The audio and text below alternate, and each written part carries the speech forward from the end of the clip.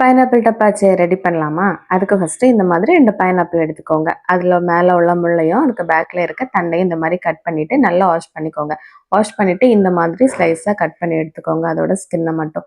இனி இதை குட்டி குட்டியா கியூபா கட் பண்ணி ஒரு பாத்திரத்துல ஆட் பண்ணிக்கோங்க. நம்ம சேனலை சப்ஸ்கிரைப் பண்ணா பார்த்துட்டு இருக்கீங்க அப்படின்னா இப்போ சப்ஸ்கிரைப் பண்ணி வச்சுக்கோங்க. இனி இது கூட 1 லிட்டர் வாட்டர் ஆட் பண்ணிக்கோங்க.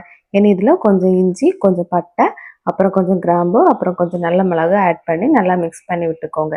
இனி இதுல 1/2 கப் நாட்டு சர்க்கரையை ஆட் பண்ணிக்கோங்க. ஆட் பண்ணி அதுவும் நல்லா மிக்ஸ் பண்ணி விட்டுக்கோங்க. இனி இதை அப்படியே மூடி போட்டு மூடி வச்சிருங்க. 24 ஹவர்ஸ்க்கு அப்புறம் ஓப்பன் பண்ணி பாருங்க. இந்த மாதிரி ஃபர்மெண்டேஷன் ஆயிருக்கும். இனி இதை ஒரு ஃபில்டர் வச்சு நல்லா ஃபில்டர் பண்ணி எடுத்துக்கோங்க. ஃபிளிப்கார்ட்ல கிளாஸ் பாட்டில் ஆர்டர் போட்டிருந்தேன், பட் பாட்டில் வரதுக்கு முன்னாடி டப்பாச்சே ரெடி ஆயிடுச்சு. அதனால இந்த மாதிரி நார்மல் பாட்டில ஸ்டோர் பண்ணி எடுத்துட்டு நிஜமாவே ஓப்பன் பண்றதுக்கு ரொம்ப பயமா இருந்தனால மெதுவா ஓப்பன் பண்ணால அதுல கேஸ் எல்லாம் ஃபர்ஸ்ட் ரிலீஸ் ஆயிட்டு அப்புறம் ஓப்பன் பண்ணும்போது லைட்டா அந்த நுரை மட்டும் தான் வந்துச்சு. ஒரு பேட் நியூஸ் என்ன அப்படின்னா எல்லாம் பண்ணி முடிச்சதுக்கு அப்புறம் பாட்டில வந்து சேர்ந்துடுச்சு.